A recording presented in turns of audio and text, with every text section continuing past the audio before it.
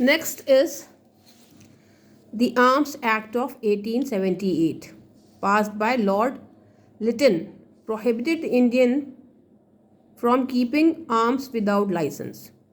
इससे भी उनको प्रॉब्लम हुई कि जिन इंडियंस के पास फॉर सेल्फ डिफेंस आर्म्स थे, लॉर्ड लिटन ने जो आर्म्स एक्ट पास किया 1878 में, उसमें था कि जिसके भी पास आर्म्स होंगे उसको गवर्नमेंट से लाइसेंस लेना ज़रूरी है. However this did not apply to British themselves, और ये उन्होंने खुद अपने ऊपर इम्प्लीमेंट नहीं किया, ब्रिटिशर्स के ऊपर ये इम्प्लीमेंट नहीं किया गया. The abolition of import tax on foreign cotton cloth ruined the Indian textile industry.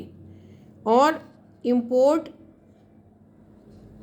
tax जो foreign cotton पे था, उससे इंडियन टेक्सटाइल इंडस्ट्री क्या हुई, एकदम ruin हो गई, क्योंकि इम्पोर्ट टैक्स ख़त्म हो गया तो सब सामान सस्ता हो गया, इंडियन गुड्स की वैल्यू कम हो गई. In 1877 in Delhi, Viceroy Lytton conducted a grand and lavish दरबार, बड़ा सा उन्होंने दरबार ऑर्गेनाइज किया. It was called the proclamation दरबार. उसको प्रोक्लेमेशन दरबार के नाम से हिस्ट्री में जाना जाता है. To proclaim Queen Victoria as empress of India. उसमें क्या डिक्लेयर करने जा रहे थे, जो क्वीन विक्टोरिया हैं वो इंडिया की क्या हैं, एम्प्रेस हैं by the Britain. Lot of money and resources were wasted when some part of country was suffered from famine. उस वक़्त कंट्री के इंडिया की कुछ हिस्से में फेमाइन था, ड्रॉट आया हुआ था, सूखा पड़ा हुआ था, और वहाँ पे इतना सारा पैसा और सब चीज़ें रिसोर्सेज वेस्ट किए जा रहे थे. ये भी इंडियंस को पसंद नहीं आया. पिक्चर है द दिल्ली दरबार of 1877. Wise royalty of Lord Ripon introduce Ilbert Bill in 1883. Under this bill, the Indian judges were allowed to have the right to try European along with Indians, कि Indians और Europeans के ऊपर एक जैसा case की कार्यवाही होगी. But on the opposition of Europeans, government was force to withdraw the bill.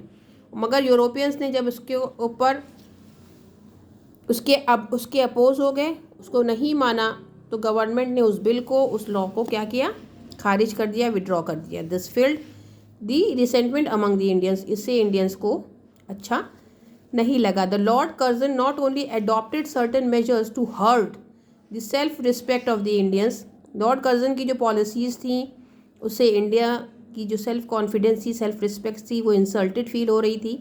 But he also ordered for the partition of Bengal. उसने क्या कर दिया, बंगाल के पार्टीशन को अलाउ कर दिया. To suppress the rising Indian nationalism. कहेंगे उससे क्या होगा, जब बंगाल अलग हो जाएगा तो इंडियंस के ऊपर असर पड़ेगा और जो उनकी नेशनलिज्म की फीलिंग है वो कर्ब होगी. The partition created wide spread resentment among the people.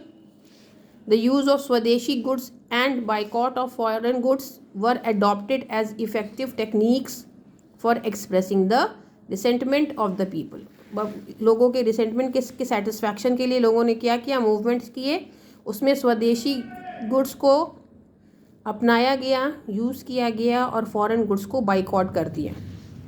The resentment of the Indians against the repressive policies and racial arrogance of the British authorities helped in strengthening Indian nationalism.